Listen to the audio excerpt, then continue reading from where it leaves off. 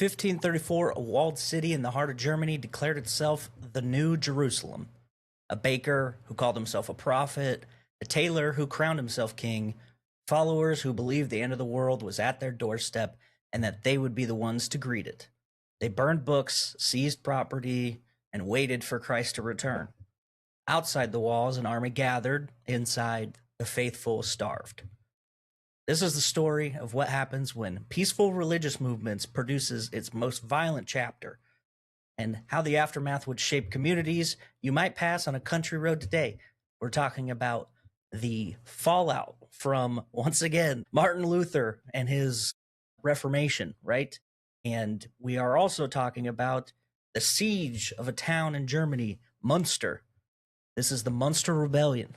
And this key moment would actually be a major part in creating what we now know as the Amish and the Mennonites.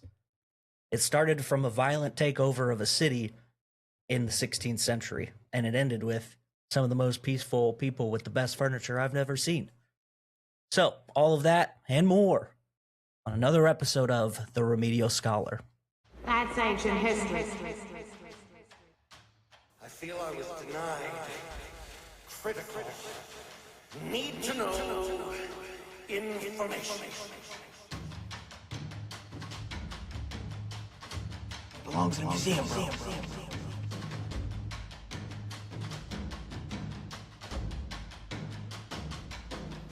Stop skipping your remedial class. Welcome, one and all. I am the Remedial Scholar, Levi. That's right. It's been me the whole time. I'm joined by Kevin of History Goon fame. I've shouted him out a couple times on the show, so finally got you here. Welcome. Yeah, man, it's been a long time coming. I mean, yeah. This was like, I was supposed to do this on my old show. That's true. The darkest of windows. Yes, and that was that was over a year ago. Oh, almost 2 years ago. Almost 2 years ago at this time. Yeah. Jeez. Yeah. Well, I'm super good at planning stuff, so yeah, same here. I blame it on the ADHD, but hey, we got you now. That's the important thing. For sure. Anybody that doesn't know about your show, you want to kind of give them a little rundown, quick plug? Sure. My show is called History Goon. I do a little bit of everything. If you want, like, I do a lot of World War II stuff. I'm branching out more into other venues as well, trying to get a little bit older to kind of brush up on the more like medieval history, because that's also cool. Yeah. I'm a big weapon nerd, so if I get into an episode where I'm like, oh, they had this kind of a gun, and I'm like, hold on, I have to like figure out everything about this. I did an episode about weird tanks a couple episodes ago. Yeah. That man, the ADHD, it took hold. Just hyperfixated on. I'm recording and I'm like, wait, what's this though? Yeah. What's this one? Let's talk about that too, even though I don't have anything written for. That is such a like unique thing to like while you're in the midst of recording or while you're like locked in on writing up something and you just hit like a random curiosity bit and you're like, wait a minute, what? Hold on. No, I got to figure more out about this. And it only gets more interesting, I think, the further back you go, because there's a lot of like gray area because not all of it's written down, where like World War II, everybody wrote everything down and recorded it and took pictures and documented all the stuff. Then you get like further and further back and you're like, well, hold on. What's this country's perspective on this? Because these guys had one, and it's super fun and it gives us a lot of source material. So, oh, for sure. But yeah, your show is, I mean, obviously we're two different people and the shows are not identical, but we have a very similar like dark humor and also love of history. So this is the perfect crossover. So I'm excited, and I think this story, you're gonna like it. What's really fun is when you hit a story that you know like a little bit about, and then you start digging into it and you go, oh no, yeah, this was way worse.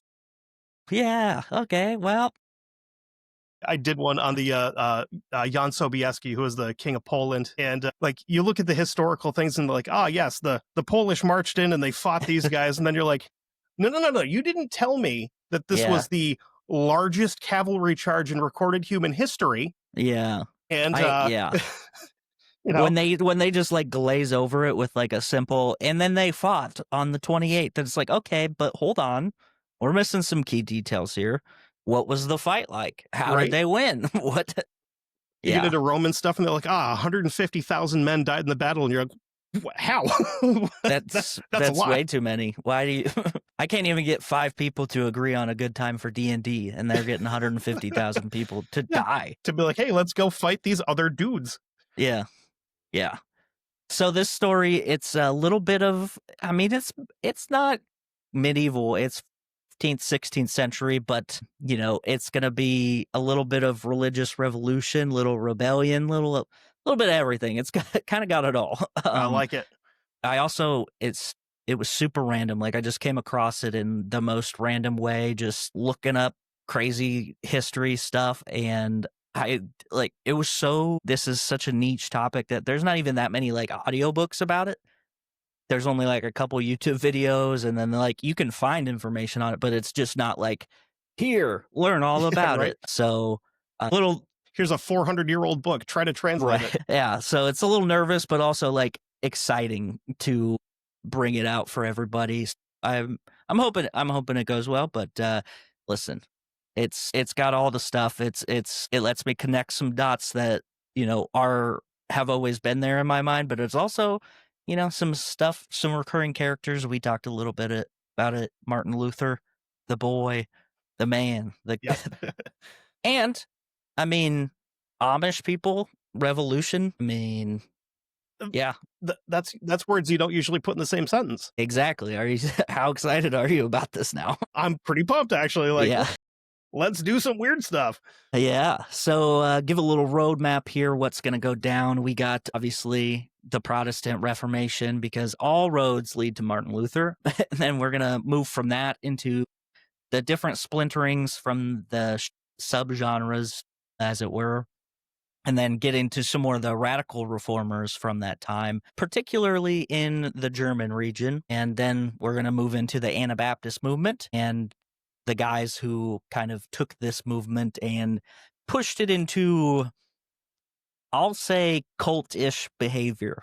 They took over a city at some point. So a lot of interesting stuff. And then nothing violent ever happened in Germany ever again. Yeah, this was the last time anybody was ever angry there. Yeah. So that's cool. Like, yeah, it's great. Okay, so let's start with Martin Luther, Marty Mart.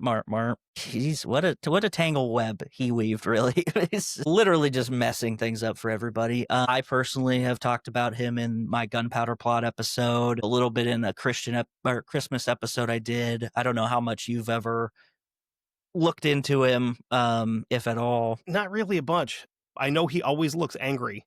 He does. He kind of like has that like very stern, you know. Yeah, like he caught you like reaching in a cookie jar, like disappointed grandpa face. Yeah, 100%. Perfect, because I have a little bit of a background on him. Was just a really influencing figure of history. He hangs a couple signs, gets some things going, and then the next couple hundred years are just really archaic for most of Europe because of it. I think he would have loved TikTok, personally. I think he loves getting trends going. So this is, I mean, he'd been out there doing dances and stuff. That's right. He's like, check out these theses. What's up? Yeah.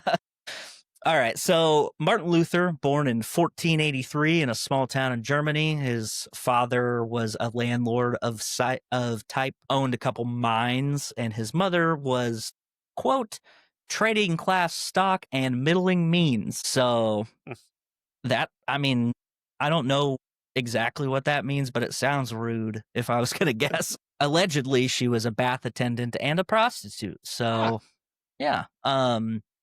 Pretty cool. I mean, hey, you know, working moms, it's tough. It's a tough job out there. So it is the oldest profession. So that's right. So the first description of her comes from a religious scholar who is named Martin Marty, and I'm not making that up. That's this guy's name. And also, how hilarious for somebody to have that name and contribute to the accounts of Martin Luther's mother. Right. Good old Martin Marty. If anybody's going to know about any kind of bath attendants, it's going to be a guy named Martin Marty. I And know the thing that is, for a fact. if you flip the two and called him Marty Martin, he sounds like a NASCAR driver. Yeah, well, Mark Martin. Yeah. Exactly. Yeah. Yeah, so anyway, Martin Luther's father wanted him to become a lawyer. He was not super pumped about that. He was dreading class every single day. He described his lessons as hell and purgatory. So, having fun. Just basically any college classes. Am I right, fellas? Good times. Yeah. After graduating college, he followed his father's wishes to study law, but he did quit basically instantly. He didn't care about laws that man used to control other men. He was more concerned with the laws that govern our minds, man. Yeah, fair enough. Must have got into like hacky sack or something in college. He also thought studying law was too uncertain, which I don't want to say he's like confused, but he dropped out of law school to study philosophy and theology and life. So like, those are pretty uncertain stuff. Yeah. One's not going to make you a bunch of money. The other one might. Yeah. The one thing he learned at this time was that he should always question people and authority, no matter how smart they seem to be or what their pedigree is. And that checks out because that's exactly what he would be famous for doing. It's like, took that lesson hard. Soon finished up with philosophy because they didn't talk about God enough for him. He liked the reasoning, but, didn't like the fact that the reasoning was never led to God, which he thought it should be. So, hey, all right. He's got that like correcting teacher vibe in this. Hey, you failed to mention God at the end of this. You didn't put that in the form of, you didn't form that in the, with God in there anywhere. So the answer doesn't count. Fair enough. Yeah. One of the things that scholars about Martin Luther don't really know a whole lot is that why he was super invested in God and why he, like, in his personal belief was that you could only really learn about God through divine revelation, but nobody's for sure on how he came to it, because if he's like, divine revelation is the only way you can come to God, that means divine revelation happened to him. But there's a couple stories on to how it came about. One of them is more believable than the other, but the first story is one that a good friend of his had died and that he was shocked by it. And then the other one was that he was struck by lightning. So, I mean, take your pick. Or Man, that lightning struck one. near his horse. Yeah. I was like, yeah, I'm going to go ahead and say it was probably his friend died. But, I'm not going to say he didn't get struck by lightning. I don't want that to happen to me. You know I mean? Getting struck by lightning would kind of put you on the path to be like, I think I saw God afterwards. I was pretty I think close. I might actually be him. Yeah, so in either event, he was inspired by the fear of death and divine judgment and immediately decided that he was going to be a monk, dropped out of university, sold all his books, and in 1505 became a monk at Augustine's monastery, got ordained at 1507, and one of his superiors at the monastery noted that he needed a lot of work to distract him from his excessive introspection. Yeah. Busy man. Yeah, he's a thinker. The philosophy is not getting out of his system, I guess. Hey, quit thinking for a few minutes and go do something. Like pick up a rake. Hey, yeah, we noticed that all the leaves are still in the yard. Grab a shovel and keep thinking, bud. Yeah. I mean, everything that I've read so far it all feels very on brand for Martin Luther. It's like what we know about him. He got a teaching job in 1508. And then at that point, he really just started putting his hands in all of the different hats that he could wear. 1515, he was made a vicar of Saxony and Thuringia. And it's like a super senior priest, essentially. He was awarded a doctorate of theology, making him Dr. Martin Luther. and now all he needed was his son to be a king, and there we go. No, and that that's to not how that maybe or works. maybe not be assassinated by the FBI, but definitely assassinated by the FBI. They never have once ever assassinated anybody. I No. don't know why you would say They that. would never do that. If you're listening, they would never do that. They would never do that for legal reasons. I like to keep my guy on his toes, you know. Yeah. Oh, shit. Okay. Thought they were onto us for a second. They're not. We're good. I've got an NSA agent in my closet. He just hangs out, you know. I mean, just by the sheer velocity of random stuff that me and you are Googling at any given time, it's got to be happening. Yeah, wait till I do my IRA episode, and then they're like, "Hey, guess what? You can't fly anymore." Yeah, sorry, you can't even go anywhere. We locked you down. Yeah, enjoy your 1-bedroom apartment, bud. That's where you're going to be for a long time. Okay, well, Martin Luther, he took his life of the cloth very seriously at this point. He lectured on various books of the Bible, really getting into the nitty-gritty of them. This intense studying led him to finding an annotated translation which aided his views changing on terms like penance and righteousness, which are some of the bigger parts of his whole thing. He began to view the church as corrupt. Crazy. And that it had lost sight of the truths of Christianity. Also crazy. It'll happen. 1517 is when he did the thing. He posted his 95 Theses. And this, it criticized the practice of selling indulgences by the Catholic Church, which is essentially bypassing punishment of sin or lessening them, which is a big deal for, purists. This practice, selling these punishments, was something that Luther did not think the church really had the authority to do, and felt that people should be more concerned with their salvation in general rather than buying their way out of purgatory, which makes sense. Absolutely. He stood by his statements, engaging in debates on the topic with other members of the clergy and theologians. Too many vowels in that word. This made his stance more clear to people, but not everyone was pumped about it. I'll give you one guess to one of the people that was not pumped about it. I bet he lives in Italy and has a big funny hat. He does have a big funny hat. Do you know this guy? No, he actually, would he have been in Italy, or would this be around the time that one of them was kidnapped and moved to France? I don't remember. That's a good question. I think this is Italy. Okay. Pope Leo X, which is crazy because we got a new Pope Leo, don't we? Right. Yeah, we do. Nice. Yeah. He's back for vengeance. And my biggest thing with him is like, dude, you're a Cubs fan? Like, what are you doing? Yeah, that's embarrassing. Well, that's why he's got such impressive faith. He's like, this is the only way I can get salvation because I can't put my faith into the Bears or the Cubs. Yeah, it could be worse. Could be the White Sox, but hey. Yeah, hey. So Pope Leo excommunicated him in 1521 after he refused to recant his position, and you got to think that he probably didn't care at that point. Like, he had already ruffled enough feathers that he kind of expected that to happen. Like, okay. I'm going to go do my own thing now. Exactly. So the initial response to his writings were mixed outside of the church. Inside the church, people were like, I get it. It's kind of criticism, but I don't know if it's like that crazy to like excommunicate him and stuff. Because you got to remember, this is old school Catholicism. Excommunicated is like, well, we're sending you to hell, whether you like it or not. Like, so. And you could be excommunicated for like anything. Yeah. And they were just like, and it was like a big deal for everybody. Like, oh shit. Like you hear about somebody getting excommunicated and you're like, well, we better not talk to him anymore because I don't want to I'm go not with that him. guy. Yeah. Right.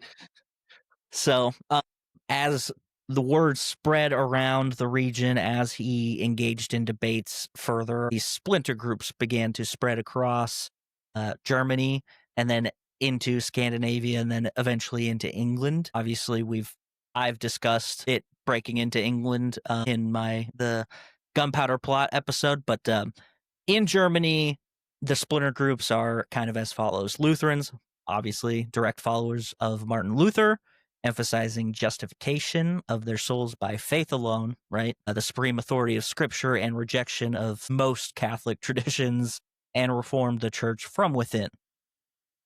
And then we have Calvinists. They follow a guy named John Calvin, who emphasized God's sovereignty, predestination, and the importance of church governance. And they rejected also many of the Catholic traditions.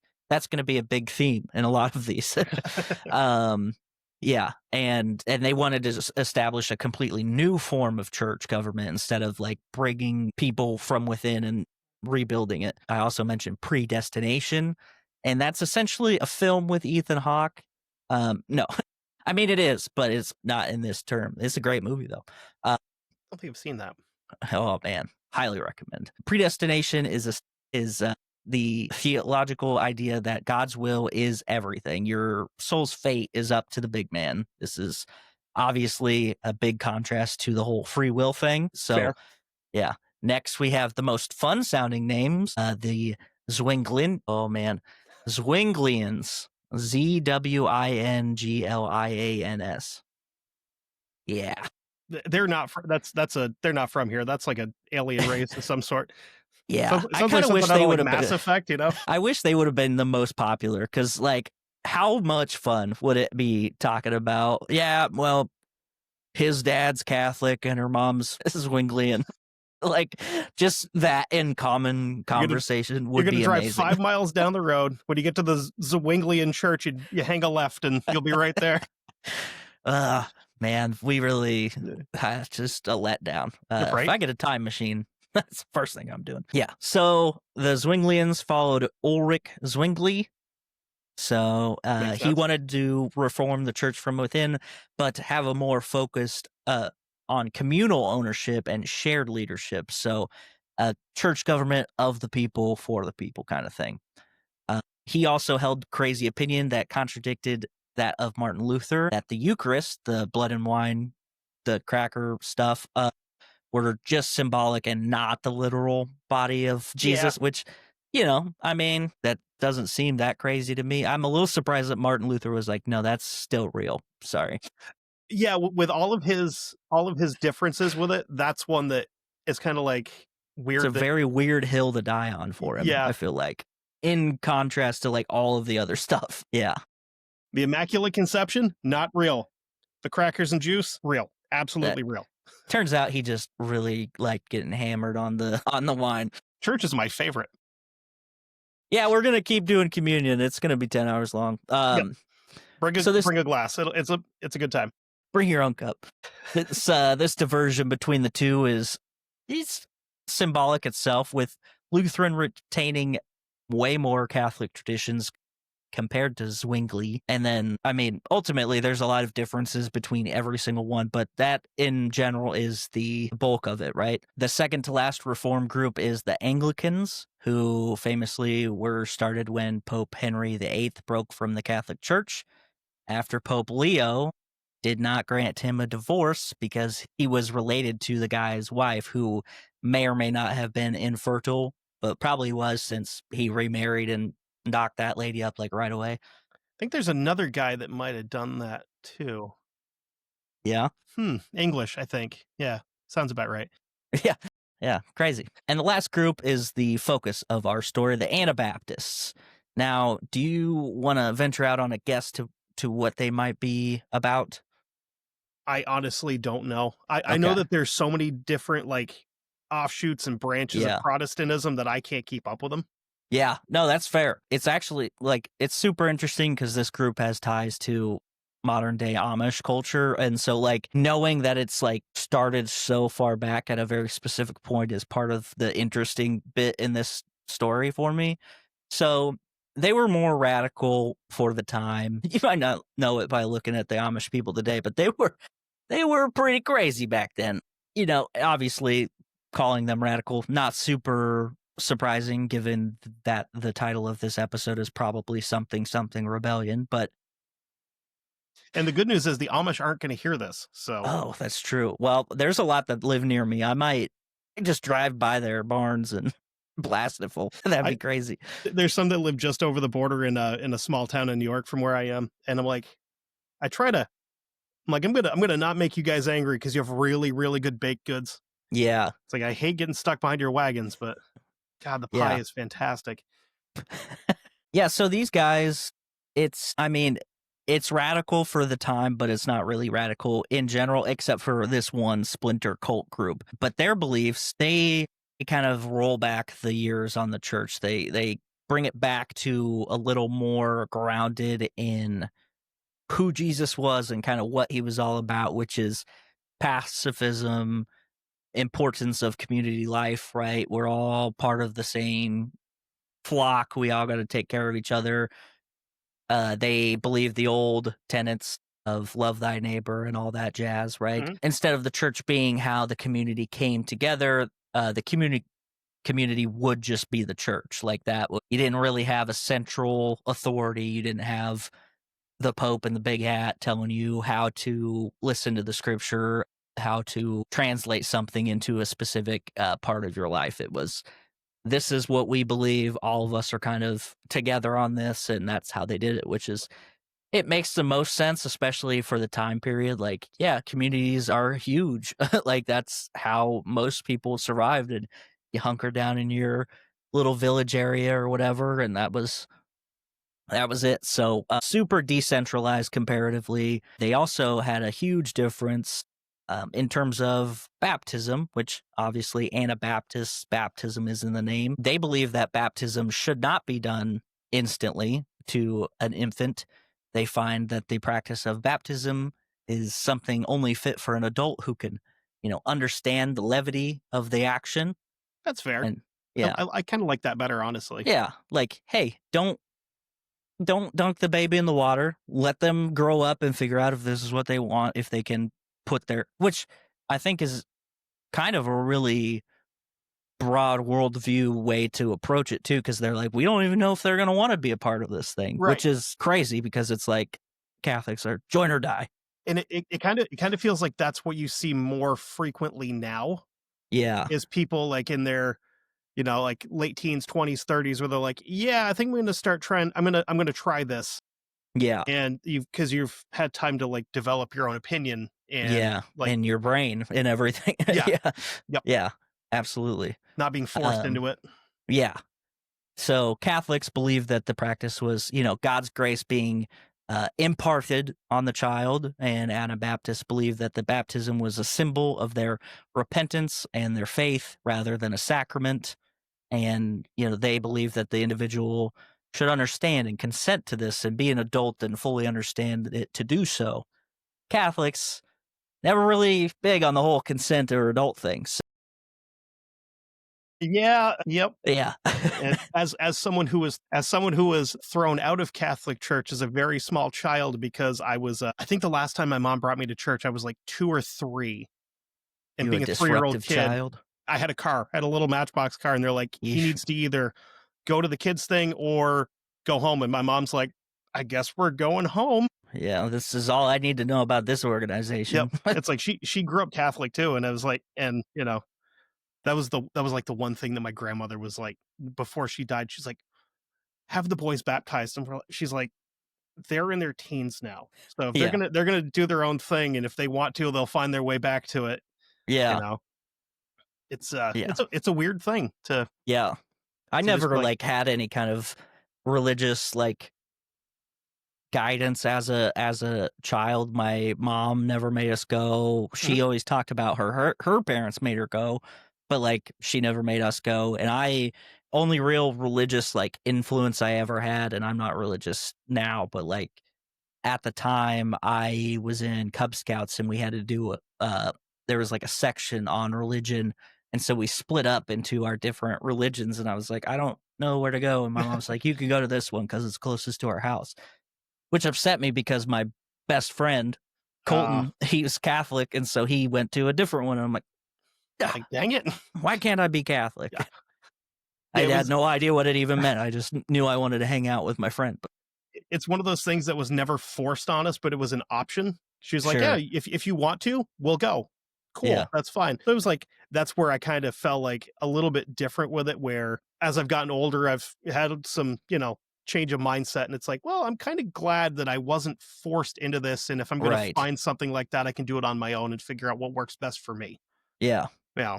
Yeah, I think that's honestly the way it should be. If it works for you, that's awesome. Like, I have a lot of really religious friends, and I love them dearly. And then I have a lot of friends who have no care in the world, and I like, I love them too. It's just whatever works for you. That's cool. Just don't push your politics on me, man.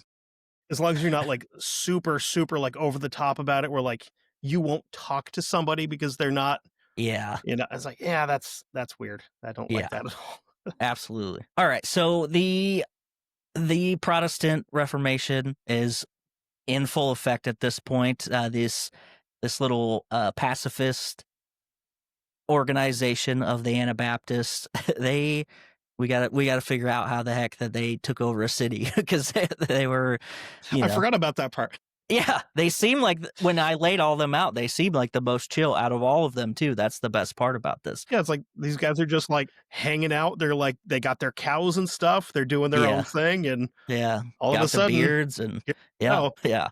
I should also note that the Anabaptist movement, as all of the other ones, didn't happen as soon as he, nailed the things on the door. They were, ideas and rumblings and contradiction of Catholic doctrine brewing over time, that this is just like a moment where everybody's like, you know what, this guy's getting a lot of heat for it, we might as well just go now. Like, this is our basically biggest chance. So yeah, that was the big leap of it. Revolutions don't happen in a vacuum, right? No. They it's a little bit of a slow start sometimes, but eventually they got to it. So there's some groups that go all the way back to the 1490s, which is almost 30 years before he actually did the thing. So that's pretty crazy to think about, but it makes sense also. They kind of dipped their toes into rebellion, and what would unfold before the actual events of our main story is another rebellion. It's pretty exciting. In 1524 to 1525 was called the German Peasants' War, and this was against the noble and the clergy alike. Peasants and townspeople across Central Europe not pumped about the feudal system, weirdly enough. Right.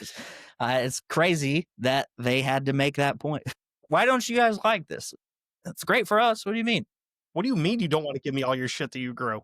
Yeah. What's wrong with you? You do all the work and I keep it all? That I feel like that's a great thing. Yeah, it's a great deal. You're not dead, and I get Stop ruining a good thing, okay? The Japanese are gonna love this.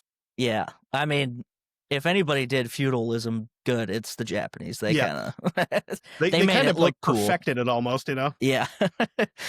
But yeah, so the German Peasants' War, essentially, the precursor to this whole thing, but also like a precursor to the upheaval of the feudal system in general. One of the main figures of the Peasants' War was a man named Thomas Münster, and he was a preacher and leader for the peasants, which, kind of ironic that they had issues with clergy, but this preacher was leading them. So obviously a lot more nuanced than that, but, just still on paper, pretty funny.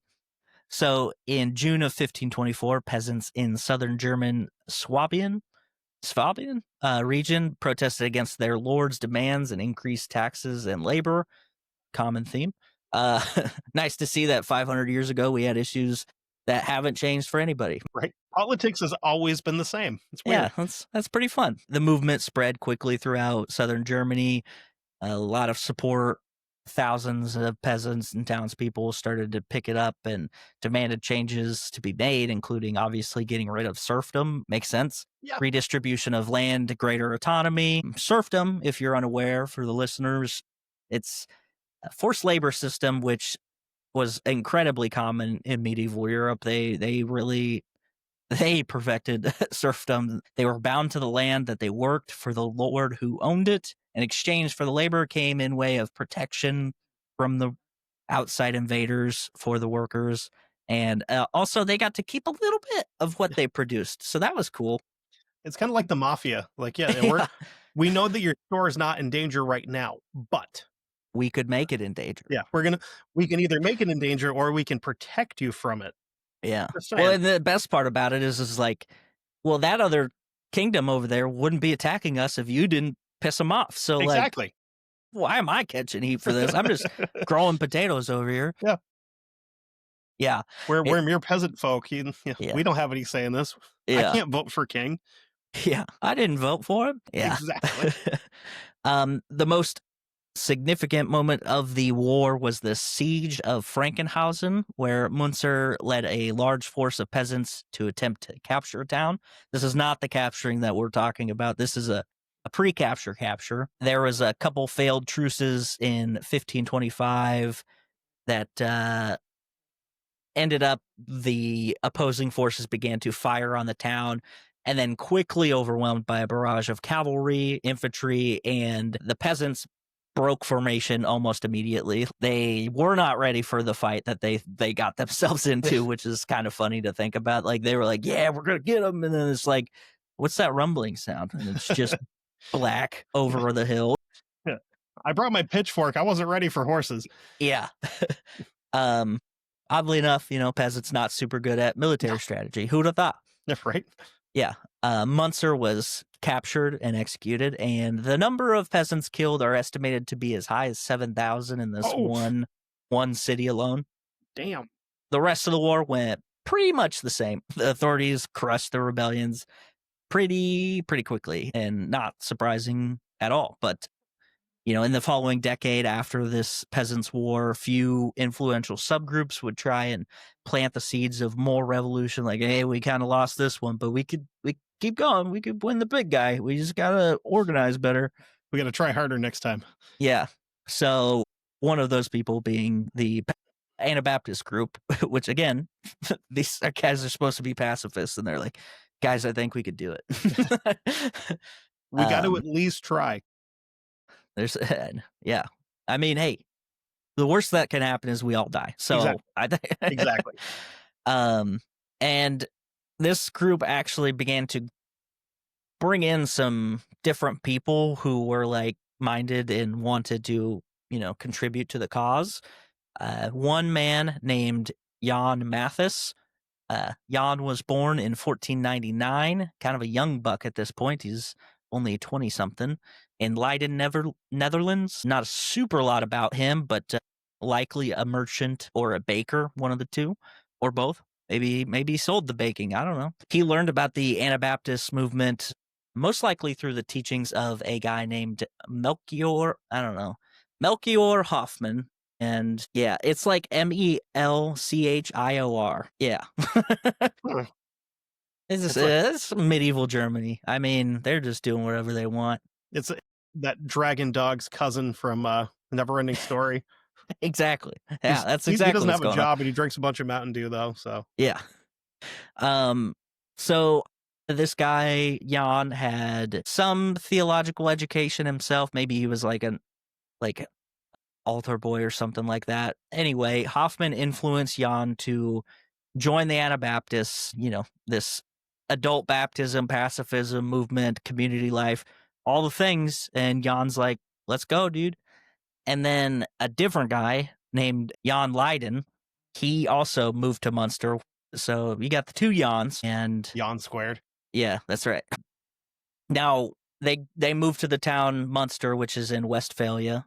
And it's not it wasn't a super big city at the time, but it was growing. Like, it was a good trade point. It had around 9,000 residents, which is pretty good for back then. Not really crazy today, but It was on the up and up. It was growing. It was like in a nice sweet spot where a lot of trade routes kind of worked through it. So the town itself had a partial self-government, which is kind of interesting. They had like a city council that had various guild members, merchants, artisans that kind of made all the decisions instead of it being like one guy.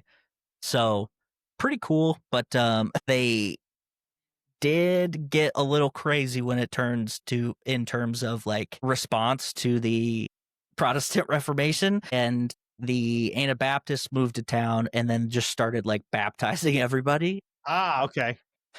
So they quickly baptized 1/3 of the population. Yeah. It was more of a soft takeover than coming in with torches and pitchforks. Yeah. So they did the slow play. But while they're doing this, like while this Anabaptist movement is growing under everybody's noses, the non-Anabaptists are starting to notice some stuff. They're getting harassed at some point. They, like the nobles and wealthy Catholics, They're like, you know what? I think it's time to go visit your in the hills, Martha. Let's go. We're just gonna take a quick vacation. We'll be back. I promise. Yep. And this is like all before Jan Mathis even gets here. Like this is starting to happen. So they kind of step into the existing Anabaptist movement from a different Anabaptist group in a different town, and then move in, and then hilarity ensues. So so they did have a central governing figure kind of thing. His name was Franz von Waldeck. He was a prince bishop, which I had never heard of until this time. But yeah, he was a prince and a bishop, so he held both hats. He could do both things. He could be political and he could be religious, which is usually they kept him a little separate. So it was kind of like a check and balance system almost, but very, very thoroughly not separating church and state. Yeah. So he was tasked with bringing a Catholic order back to this city, and he was a little more political than he was religious, and he had his sights on higher offices in the future. He was a little more pragmatic in terms of how he opted to deal with these guys. He wanted to negotiate with the Anabaptists. He didn't want to come in, bring all the army in. He just wanted to all right, let's get some city council guys to kind of work with these guys, and we can kind of basically legally kick them out if we need to, but we don't need to bring the army in. And that didn't really work out the way he wanted to. He did try a loose blockade, which was essentially setting up a series of not highwaymen situations, but hey, we're not letting you go this way. And but it wasn't straight up, don't ever come this way. It was hey, just probably should come back at another time, and just strain them a little bit, not a full on blockade. But yeah, so that's his tactic as this is going. Meanwhile, Jan Mathis, he starts to get himself a little more involved in the church. He's starting to convert people. He's out in the communities preaching. That Hoffman guy who basically converted him, he was imprisoned for his rebelliousness, and his presence missing from the Anabaptist movement. Well, we got a leader that we need, and so Jan Mathis, he's you know what, I think I can do it. I'm new to this, but I think I can handle it. And so he started sliding in, trying to be a leader. Power vacuum. Yeah. So this was kind of a big change in direction, because Hoffman was very traditional Anabaptist, very pacifist, very nonviolent. Jan Mathis, not so much. He was we got to resist the oppression. This is something that a lot of the other Anabaptists were kind of thinking, but they're well, I don't know, our leader's kind of steadfast in this. And so everybody started going, you know what, this might be the move. And this city is now primed for some rebellion. Maybe let's try violence just this once. Yeah, see if let's it works just out. see. And if it doesn't work, then, what have we lost? As a leader, Matthias, I don't know. It's one of the two. I'm going to call him Mathis, since that's what I've been saying this whole time. Yeah, that works. He's very charismatic. He had strong convictions, and he wielded them in a way that would inspire people. Even if their original beliefs contradicted what he was saying, he was that kind of leader, just really got people going. So he had that. And then also he had this other thing that he did, which was he started to tell people that he was a prophet. That's bad. Which, maybe he was. I don't know. But that's what he was telling them, which is usually a really good sign. Yeah. Yeah. I mean, that's exactly what you want in a leader, is I'm actually one of the guys, the big ones. Yeah. So even crazier is more people began to convert after that, and it was easier for Matthias and co to kind of sway opinion the more people they got, right? Via elections, they kind of had an electoral system. They had the city council people. Well, the more people that they converted, the more likely that they were going to get some people in those chairs. So they were able to kind of create an underground network of people that were influenced by this guy. And now we're sliding into different legal positions, which is the long game, right? Yep. So this, along with the Anabaptist decided opposition to traditional Oh man, pacifism. I had to take a breath. My tongue didn't want to work. Yeah, I get that. Yeah. Pacifism, by way of expanding their arsenal, made things shaky on the negotiation front for old Prince Bishop Waldeck, right? Which he had still been trying to handle. He started to compromise and stalled while waiting for guidance from Charles V, who was busy fighting France and the Ottomans. So I guess he's kind of busy. Whatever. Pesky Doesn't write. He Ottomans. doesn't call. Yeah, those damn Ottomans. I feel bad because I've had so many episodes where I'm like, man, I make the Ottomans out to be the bad guys a lot. And you're like, yeah. Sometimes they were, though. Sometimes, well, everybody's a bad guy at some point. For sure. To somebody else. Yep. Yeah, so the Anabaptists, they had this organizing going down, and then they started arming themselves, which is always also a very good sign. In February of 1534, a bunch of civic elections had been won by the Anabaptists, and this meant that the town was now a haven of Anabaptists to flock to. So while they were getting chased out of different areas around Germany, they all started to move to Münster. And they also took over a church, St. Lambert's Church in Münster, which, Catholic people not super pumped about that. Yeah, they might not be. Yeah. Mathis names this compound of sorts New Jerusalem. Also pretty bold move. Yeah. They began to expel people who they deem godless. So now we're cooking. They also says that, hey, Christ, he's coming back. He's not going to that other Jerusalem though.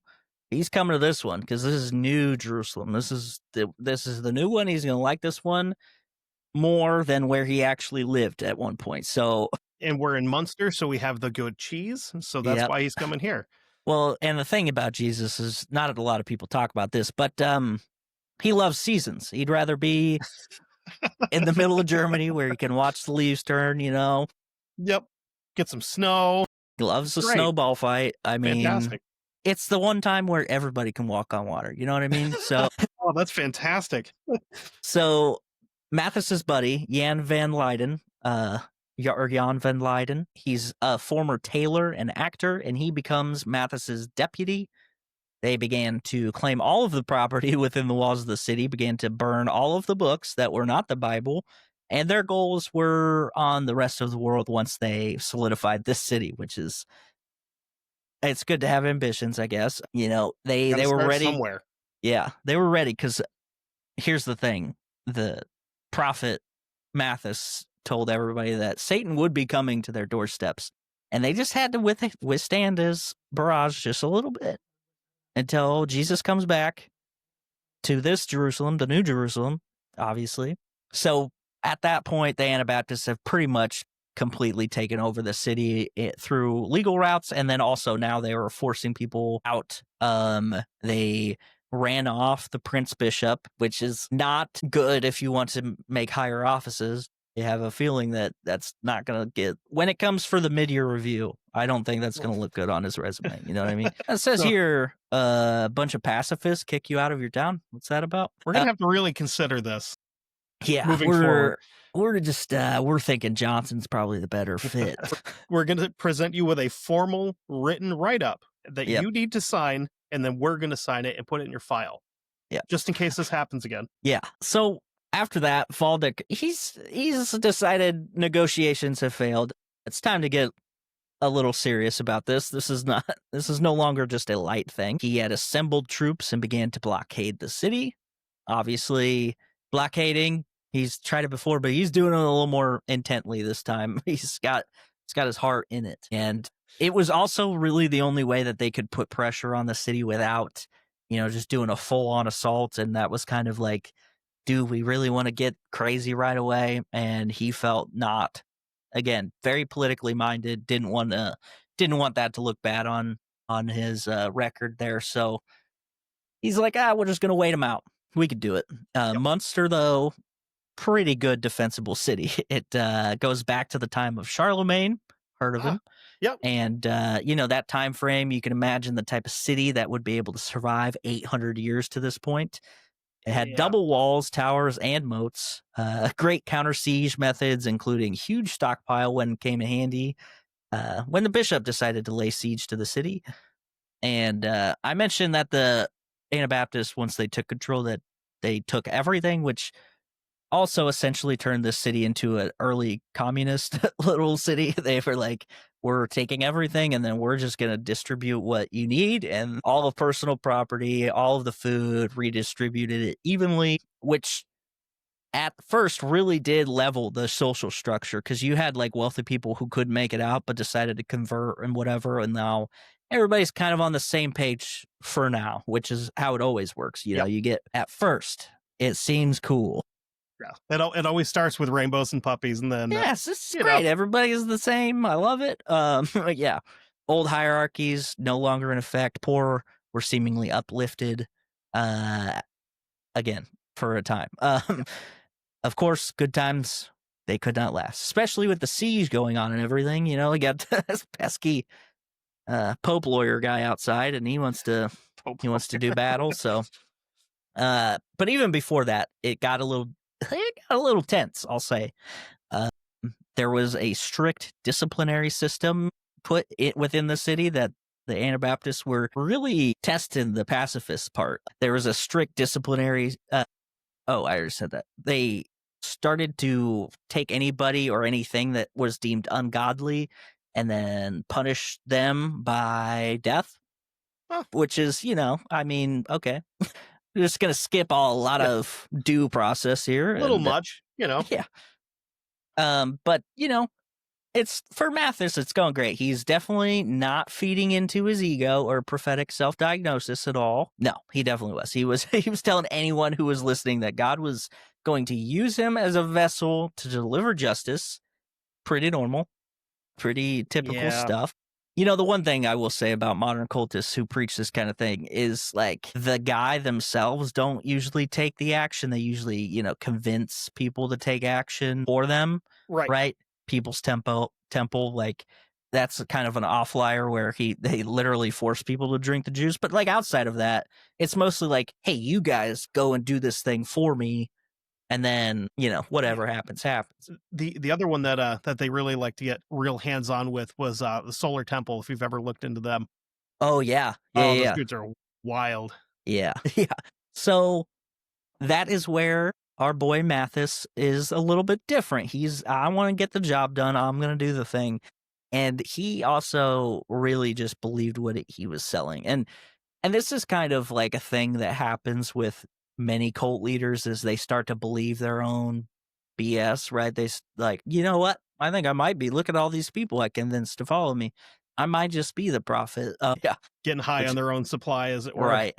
Yeah. And I say all of this because the next action that this guy decides to take is pretty awesome. So they're surrounded the city. It's under siege, right? They got the Prince Bishop outside going, hey, man, you're not getting any more food. You should come out. Jan Mathis is like, you know what I'm going to do is I'm going to take a small band of just me and some boys. We're going to go out there and we're going to handle this. Then we're going to come back in and it's going to be fine. Now, I don't claim to be an expert strategist in military combat. Okay. I have defended my fortified city various times in various time periods in Total War franchise games. Same. And I've done this tactic a couple times, but it doesn't work out well for the guys leaving, like ever. If you go outside of the walls of the fort or whatever it is, and everybody else is still inside, the enemies only have one point to attack, and that's you. Yeah. But, I don't know specifically how he decided to handle this attack, but I'm going to go say he did it wrong. He had like this reckoning of sorts. He and his followers saw military standing outside the walls of Münster as a sign of the end times, right? And he's like, this is a test. This is the big guy. He's testing us, and we gotta take the challenge, essentially. Oh, perfect timing. On Easter Sunday, 1534. Mathis proclaimed he got a direct revelation from the big man upstairs. He claimed that God would deliver victory if the faithful would strike boldly against the enemy. So Yeah. He stated that just as Gideon triumphed with a small band of people in the Old Testament, he was going to be the deliverance for Munster, right? We're going to go out. We're going to kick these guys' asses. We're going to have plenty of time to go back in and find all the eggs. It's going to be a good day. Yep. It's going to be a good time, and everybody is getting chocolate. Yes. So Ham I'm and mashed excited. potatoes were had. Yeah.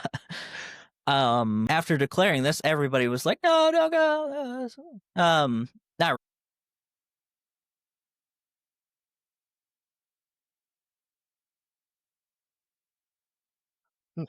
Does God speak directly to you? No? Then I don't want to hear it. And even his deputy, Jan van Leyden, was even like, hey, man, I got to tell you, buddy, from one Jan to another. Seems like a bad move. And Mathis was having none of it. He took his small group of troops, and there wasn't an exact count, but it wasn't enough. And they left, charged directly at the much larger army. And in a move that surprised absolutely nobody, they were quickly overwhelmed. Yep. Yeah. So you wanna guess as to what happened to this fella after this? Oh, The man. prophet, the good prophet? I'm going to say he probably got an express trip to meet Jesus himself. Well, yeah, 100%. Yeah. Yeah. He was killed and beheaded, and then his and all of the other guys' heads were put on pikes just outside the city walls within viewing distance, and his genitals were nailed to the city door. Oh, yeah, that's a bad one. Yeah. It's not great. So not great. Yeah. Despite this, the siege continues. Those inside, they're like, you know what? This is the end times because they killed our prophet. And that's just what happened. Remember? It happened to all the other guys. Guys, turns out he was just a dude. Yeah. So another divine test. God's tested us. We gotta step up. And now another power vacuum, right? We got fucking Jan van Leyden. He's coming in. It's my time, baby. Yeah. He steps up. I am the prophet now. Yeah. And it's an easy transition because you don't have to change the first name on any of the signs. Fair. Yeah. Yeah. So Just scratch it out on the business cards. now he was dubbed the Tailor King because he was allegedly a tailor's apprentice at one point. He also had an eloquence and an ambition that was a little different than Mathis, but he also learned from Mathis. So he was very persuasive in the way he did things. And after Mathis died in his kamikaze mission, people were feeling a little less excited about their doomsday prophecies. They were not super hopeful, especially when their prophet just got erased and his dangle is on the door now. So, That's a bit of a bummer. yeah, it's just a little mojo gone. NBD. Van Leyden he takes this opportunity, promotes himself, and telling his followers that he has now had that he too is going to receive divine authority. He has been this whole time. It's perfect and totally coincidental. He claimed that God had appointed him as a successor and prophet as well. Worked so good for the last guy. He gained support from others in the flock, like the preacher Bernard Rothman and another Bernard Knipperdoling, which is a fun name. That's a good one.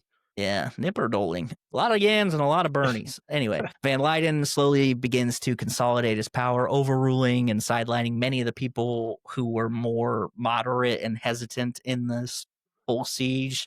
They were like, we only want extremists. Sorry, you're too chill for us. By mid-1534, Leyden declared Munster the Kingdom of Zion. So we're doing good. That's just a little step further than the New Jerusalem. He claims this kingdom by divine right, and now he is the Davidic king, like of David, basically. Oh, okay. Yeah, so Davidic? Yeah, that's probably how it is. He even plans a ceremonial coronation, which, most religions are pretty pumped about that, except for, didn't we just break away from the one that does this all the time? He's got a crown, he's got a scepter, he's got robes. This guy, he gets it, man. Nothing the good Lord loves more than bodies for the big battle at the end of days and a guy playing dress up. Yeah, he likes somebody with just a little bit of flash, You got to have it. I mean, if you're going to be a good leader, you got to have style. And That's what a lot of people don't talk about. I mean, we've all seen those super cool pants that Hitler wore that one time with the poofy thighs, That's true, yeah. That's fashion, sweetie. Okay. And the excellent trench coats. I mean, well, who doesn't Hugo like Boss. those? I mean, hey, They figured one thing out, and that was style. They might have been bad guys, but they looked great. Yeah. Set the tone for all of the bad guys ever to Right. like just look cooler than everybody else. Like, okay, I guess we are all okay with that. We all just look like dorks, and these guys are like stylish and all walking in slow motion for some reason. Right. Now, in a few years, there has gone from a moderate trade hub to a prophet-led commune, and now to a theocratic monarchy, which is pretty exciting. Under Van Leiden's rule, authority was central to him, obviously, be it civil, religious, or military. Punishments for dissent became more ferocious, and executions happened, just to keep the order. We got to keep the peace. Nothing keeps the peace better than just killing people. Money no longer used or circulated, right? Gotta keep going with the commune. A step further along that lifestyle, goods were redistributed even further because, we have so much storage because this is like a big encampment that is like designed to withstand a long siege. So they have a lot of stuff. And this is a good move to kind of get people to chill out because in Manor Lords, I've done this a couple times where people are getting hungry. We got to empty the stores. We got to stop buying food. Here you go. You just can have it because they're mad. But yeah, you got to remember these people are under siege. They're a little tight on fun and resources, so it's a balance you gotta really rock with. Communal living was not just for the food or firewood either, because when you know it, Yan is about to take it a step further. He is gonna have a community of wives, ladies and gentlemen.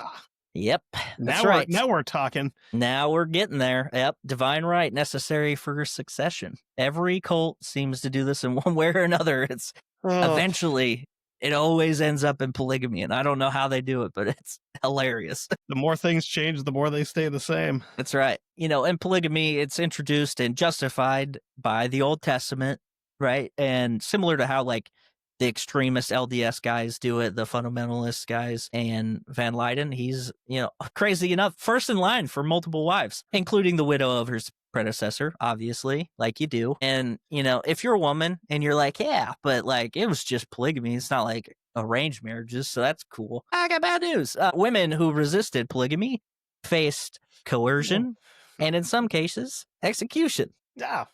You don't want to marry me and my 16 wives? Well, guess what? You're dead. How about that? Now nobody's marrying you. You're a woman in the 1600s? You're not people yet. Yeah. Yeah. So polygamy, social policy, which enabled many of the widows from the people who were widows from the expulsion executions to now have husbands.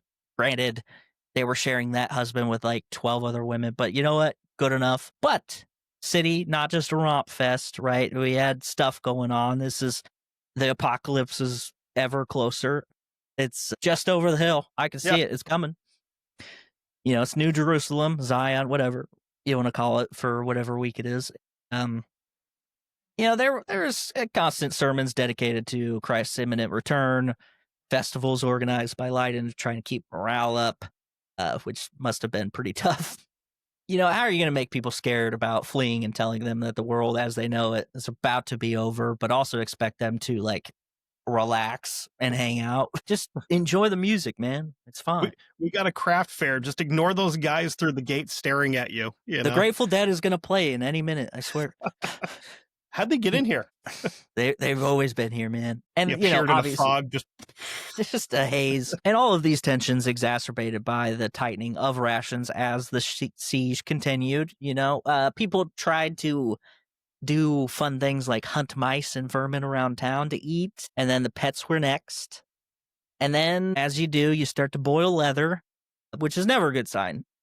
I don't remember which podcast I've talked about it before. I'm pretty sure it was the Donner Pass one where they're like eating clothes at some point. You start eating your shoes, you're in bad shape. Yeah. So, good. It's a good time. Everybody's super chill and nobody's mad. Famine ravaging the city alongside various diseases. Probably syphilis, if I was going to guess one. Yeah. Meanwhile, His Holiness, Van Leiden, hosting theatrical plays, huge feasts for himself in court. Also a good sign. Yeah. He had spies running around who would rat on anyone who shared dissenting views. You know what? This guy actually figured communism out pretty quickly. Yep. He's kind of got it nailed like 300 years before anybody else did. There's going to be this dude east of here that's going to really, he's going to do good at this, but not as good as me. You know, more and more public executions, obviously, to keep order. They varied. Could be sword, could be burned at the stake. You know, it's whatever he's feeling. Variety is the spice of life, after all. Yeah, that's right. And then we have that guy, Bernard Rothman. He was preaching sermons because he was the best orator of the group. And he would share about how suffering was proof that God was testing them before the final victory. Isn't it always the case, right? Yeah. He says, this is the hardest test. It's always darkest before the dawn, baby. You know, also important to note that they weren't just like doing all this while the siege was going on and then hoping the attackers would like get bored and leave. There were like active negotiations happening the entire time. Like they were sending people out to talk to the Prince Bishop, but obviously not going well. He was also super not pumped that Van Leyden had a coronation. He said, he did what now? He's got how many what? Okay, cool. So that news inspired Waldeck to raise the farms outside of Münster, which really just set the tone of like, okay, we're not playing anymore. Yeah. So no trade routes were allowed to come in. Yeah. No, nothing. It's this. And then they started to let off some bombardments. They got some cannon fire going. Ooh. So, you know, we're cooking. You might guess that this is not good news for the people inside. I don't know personally, but I imagine it's probably hard to get a good night's rest when cannons are shooting at you all the time. Yeah, I would think. And it's not like they weren't living in Tahiti at the time either. Like, it was already pretty tense. They're not having fun. And the last thing you really need is cannon fires. There was also, at this point, some reports of cannibalism, obviously. Yeah. So the moral fabric of this city, this Zion, this New Jerusalem, began to crack. The executions becoming more and more frequent. And now people were trying to flee the city, for which, obviously, they were going to get killed for. Yeah. One way, because they might just kill you when you come out, too. Yeah. Not knowing what you're up to. Yeah. Spring of 1535, the population was at its most frail, and there was a rebellion within the rebellion beginning, which is good. It's like rebellionception. Taco inside of Taco Bell, inside of KFC, that's within your dream. You know what I mean? It's the rebellion Crunchwrap Supreme. That's right. So this disaffected townspeople saw no salvation in sight, conspired with the Prince Bishop outside with the old lawyer pope. Oh, no. Yep. And on June 24th, 1535, these mutineers opened the gates for Prince Bishop forces, who flooded into the city and very quickly overwhelmed the weakened forces inside. There was a very fierce, very, very short battle in the streets. And, you know, obviously the professional and well-fed soldiers outclassed the starved pacifist militia. There's no official numbers, but it's said that 3,000 died over the course of the siege. Eesh. And about 600 were killed in the ensuing invasion, like right away. And if you remember, this city was around 9,000 before any of this started. So if you count all the people leaving and stuff and all the people executed, those numbers dwindled pretty quick. Yeah. So this is pretty bad. It's like, I think 600 killed in the initial like attack through the gates. Like, that's not bad. But when there's maybe like 2,000 people left, that's a sizable. Because if you have 3,000 dying over the course of the siege, which is starvation and all the executions, and you probably had like around 6,000, I would assume it's not a good sight. So in addition to the overall slaughter, homes were looted, survivors were captured, imprisoned, enslaved, or chased out. New Jerusalem fell very rapidly within the day. The leaders of the city, Jan van Leyden, Bernard Knipperdoling, that guy's great, Bernard Kretsching, a different Bernies, Rothman escaped, or he was killed during the storming of the city. He's just not listed, but these two Bernies, Knipperdoling and Kretsching, were captured alive. You also may be curious as to why these men survive. Was it to take them to court to show how treacherous their ways were? Of course not. This is the 16th century church warfare. Yes. And they're going to be made of an example. Yeah. Or in the aftermath of the siege, these men were paraded around Westphalia, which is why it took so long for their execution to happen, because it was in January of 1536 that Franz van Walden, Prince Bishop, got to extract his justice. The men were taken to the marketplace in Munster, tortured in a number of different ways, but red hot tongs is the one that they emphasize in my research. Went on for about an hour, and then obviously they were executed, but not done though. Their bodies were placed in cages which hung to the steeple of this St. Lambert's church, the one that they took over at the beginning, if you remember. And they left their bodies in these cages just hanging above everybody. And this a warning, any attempt of this in the future, this is what's going to happen. Pirate style. Throw them in the gibbets there, and yeah. The crazy thing is like these cages are still there. What? Like there's not bones in them, but like you can look up St. Lambert's Church. Damn. Yeah, and you can see the cages. Like they left them up there, which is also crazy. It's also hilarious because like it's just such a very distinct reminder of a different time. People talk about how violent our society has become, and it's like, hey man, we don't just leave dead people hanging above the streets anymore. And for anybody that's curious, if you go to Google and you punch in St. Lambert's and you get just that far, the first thing that pops up is St. Lambert's church cages. That's awesome. Yeah, it's pretty. It's pretty crazy. There's a ton of them too. Yeah. Whew. Yeah, that's a bad time. Yeah, not fun. I mean, granted, they were dead when they got put up there, but still, well, maybe most of them anyway. Hopefully for their sake, Yeah, but the fallout from Münster Rebellion, pretty heavy. Everyone pointed towards Anabaptists as fanatics and dangerous ones at that, which, kind of, but also they kind of just got swindled by a couple dudes, really, if you think about it. It's bad leadership because up to a point they were fine. And then they were really chill. They're like, we're going to just like litigate this thing. We're going to go in, do the proper channels and do it normal. And this other guy's like, I got a better idea though. Yeah. Jan Koresh shows up. The Brants, Yannians. Yeah. So obviously the Anabaptists persecuted. Not really super fair, but it also makes sense. But it's weird to think about in general, especially like how this plays out. So after Munster, the surviving Anabaptist leaders made an effort to make sure that violent revolution was never going to be a future goal. A man named Menno Simons, a Dutch farmer, Dutch former Catholic priest, Dutch farmer.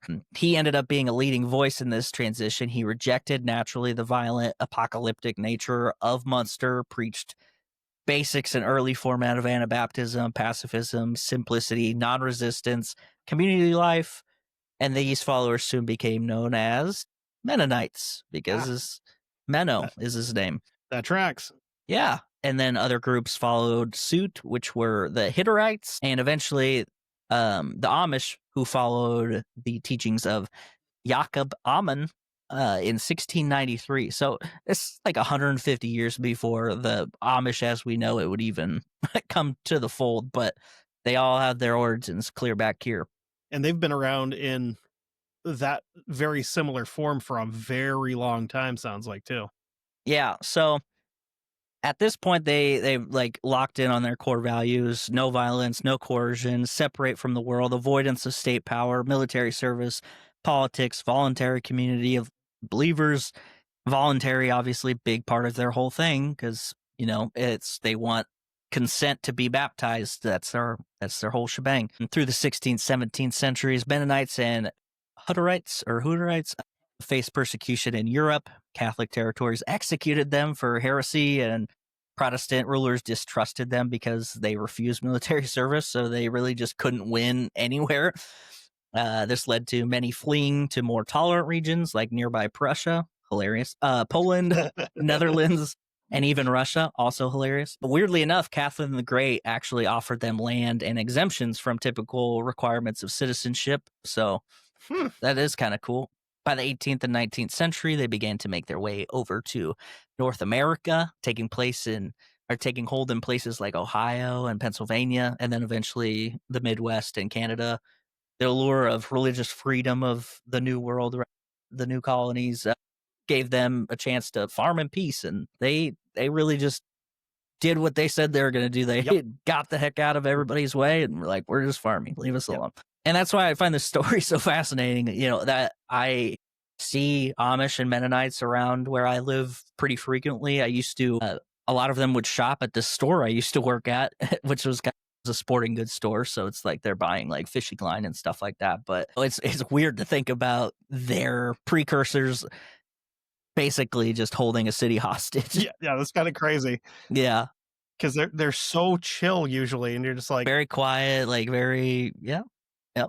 But they are separate away from everything else because that's why they were like, you know what, we kind of messed up that one time. So now Münster didn't only inspire future Anabaptists to be pacifists and isolated, it also obviously gave credence to some communistic and Marxist ideas. Marx would eventually write his stuff in the 1800s. So I mean, I'm obviously not condoning any of it, but by the 19th century, historians began to reinterpret Münster as a proto-communist revolution. They were like, oh, that is kind of all of the stuff. The thinking here being how Münster practiced the communal living, abolishment of money and all that stuff, overthrew the hierarchy. Friedrich Engels, who collaborated with Karl Marx, wrote a study called The Peasant War in Germany and described Münster's Anabaptists as early class warriors who were driven by economic oppression, which is kind of true, but also not really. Like, it's like 50, they were, but also they tried to do it a normal way and it didn't work. And then another guy was like, I got a better idea, which is kind of always how it happens. But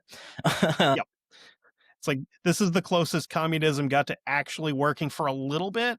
And then it happened exactly how it always does. Exactly. So he saw them as a precursor to the modern proletariat revolutionaries, though they were doomed by religious mysticism, in his opinion. Later, socialist and communist thinkers would cite Münster as an example of the inevitable violence of the oppressed classes rising up and the danger of letting revolution be guided by messianic fanaticism. That's accurate also. Beyond that of utopian societal thinkers, Münster became a warning story for those who still practice the Anabaptist faith. The Amish Mennonites, it was a warning not to ever repeat any of the stuff, and honestly made them one of the most grounded and like focused 180s of any organization I've ever heard of. Like, they were like, yep, we fudged up, we're never doing that again, sorry, and like never have changed. Matter of fact, we're gonna go so far the other direction that we're not even gonna talk to anybody. Like, we're gonna hang out with our cows and goats and chickens and leave everybody else alone. We will have one guy who's really good at bowling, but other than that, for the Catholics and Protestants, Münster was a reminder, as unchecked heresy can spiral very quickly. But I think we should all be glad that this didn't happen before the Spanish Inquisition, because can you imagine them having this ammunition? Oh, God. Oh, really? This is what happened that one time. Never again. They would have just destroyed everyone there. Like, no questions asked. It would have been like, oh, no, you're from, oh, no. Yeah. Get in the basket. No. Yeah. What, I guess, so what's your kind of interpretation of this overall? Very interesting story that I had no idea about any of it. And I honestly had no idea that the Amish were connected to it at all until the very beginning. And I'm like, wait a second. Violent Amish. I know that, like, that Amish Mafia show or whatever it was. I'm like, I know that's mostly fake. Yeah. But like the Amish have had like a couple serial killers here and there, but it's like, on the whole, I think the percentage is vastly smaller than normal people. But I just found it so interesting because like these two guys basically took advantage of this religious upheaval and then kind of saw that in the way that like most of these guys operate, they just have a good view of this one opportunity to be like, I think I can use this to my advantage. And, Jan van Leyden really took it to another level. Mathis, he might have actually just believed he was saving people, which is also hilarious, but he did sacrifice himself. So I guess you can be like, yeah, he was kind of the more level-headed one, which is wild. Kind of made himself almost a martyr in a way, but at the same time, he was still kind of off. Yeah. He definitely wasn't all there. That's for sure. Van Leyden, interesting too, because like some sources talk about how he was, he was a tailor's apprentice, but he was also an actor and loved plays. So like the attention and charisma that he probably he had charisma and sought attention. Like I have to imagine he wanted more to life than the tailor life could give and saw his opportunity at this moment. His golden words pulled him to the center of Mathis's attention and then sacrificed himself. Obviously left the opening. He might have even convinced Mathis to go sacrifice himself. I don't know. I'm going from understudy to star. Yeah. This is going to be good. Yeah. And, immediately after he took power, it's just a downfall. It started doing the king thing. And it eventually always happens that way. It's like I said over and over, it's very reminiscent of a lot of cults, especially doomsday cults. Like they very much practice the same formula, and it's very crazy to see so far back in the past. And again, also Martin Luther, this domino player, man, he just likes to take that butterfly's wings and flap them. It's a good thing that he didn't have Twitter or X or whatever it's called now, because I'm pretty sure that would have been over the character count to try to post all that in one shot, just entire feed, just and another thing. Elon's popping up in between them what the hell are you talking about? Yeah. Let me explain myself. Hold on. Yeah. I mean, yeah. So overall, I think this is one of the most fascinating, random tidbits of history that I've never heard anything like this before. For sure. Especially this far back. And I think it was, I'm glad to have you on here. I thought it was a lot of fun, and it is even funner to kind of riff off one another. But, again, tell the people where to find you, tell them where to do the thing. Definitely. So again, my show is called History Goon. As of right now, I'm not sure where you can find me because Spotify hates me. Yeah. So they're just not letting me upload to anywhere. But if you want to hear me a week early with a lot of stuff, you can go over to Patreon, patreon.com/historygoon. And I'm sorry. Oh shit. I messed that up. Patreon.com/1159media. Okay. I'm over there with everybody else there. $5 a month gets you access to a ton of different shows. Somehow YouTube is still letting me upload History Goon podcast on YouTube. I'm there. I have from episode 12 on YouTube. Before that, I wasn't doing video. Yeah. And for some reason, YouTube is kind of weird about trying to let you upload just audio. Yeah. I haven't quite figured that out yet, but yeah, I what I ended up doing when I was doing that was literally just putting a still picture and then dragging it for the whole thing. I never thought of doing it that way. That's the only way. Otherwise, you can connect your RSS feed, which would also put you in the same position. So yeah. I did when you told me that, it cracked me up because YouTube is usually the one that's that's copyrighted. You can't do that. And especially the amount of clips that I put in when I do the video for stuff, right?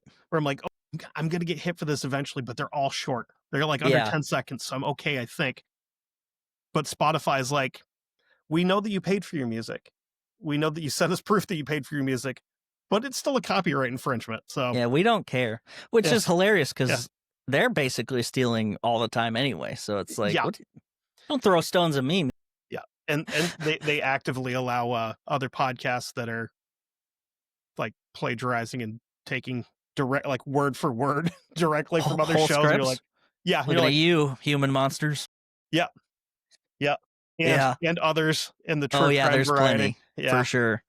Yeah. Well, thanks again. This was a lot of fun. It was a blast. We have to do this again. Definitely. Absolutely. We have more on the back burner, but I'm glad we actually got to get this one out of the way, and it went well. And I'll everybody have to get you on to talk about some weird ass dude from World War I or World War II that just did some crazy stuff. Because I'm always in for weird people doing weird stuff, as evident by this entire episode. And that's you focus more on, and that's what I like about your show is you do a more broad topic than what I do, but you do such good research that and you deliver it so well that it's fun to listen to. Yeah.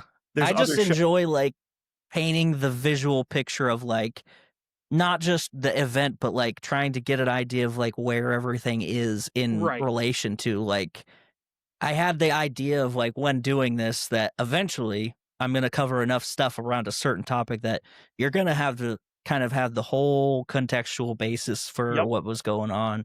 And obviously that's a long way down the road, but like I enjoy that kind of thing. And I think the ones that I feel like I did a really good job of it, like the art vandalism one I did, and then the ugly circus one, which is kind of like that one is flew under the radar for a lot of people, but that's a fascinating story. And like that, just setting up the layers of it, because it's about the French women who were chastised after World War II. For either on purpose sleeping with German soldiers or whatever, doing what they had to do to get rations or whatever. And like it that wasn't whole even just thing. them, the Belgians got. Well, yeah. This was just like an overall thing about like that was the figurehead, I guess. But yeah, so like those kinds of things I always found interesting, and I'm glad that other people are picking up on that. So Absolutely. Yeah. Again, thank you to everybody listening. I can't say it enough. I appreciate everybody that supports my show, supports my friends' shows. If you want to listen to any of my friends' shows, all of the links are going to be in the description.